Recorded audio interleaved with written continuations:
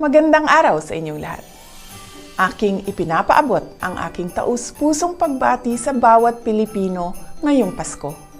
Sa ating pagsariwa sa diwa ng Pasko, tayong lahat ay tinatawag upang maging mapagpatawad, bukas palad, at mapagmahal sa ating kapwa. Ang kapanganakan ni Jesus ay isang mensahe ng kapatawaran na sumasailalim sa walang kapantay na pag-ibig ng Diyos sa lahat. Gamitin natin ang kanyang halimbawa bilang inspirasyon sa ating pakikipagkapwa, lalo't higit sa ating pamilya at mga minamahal sa buhay.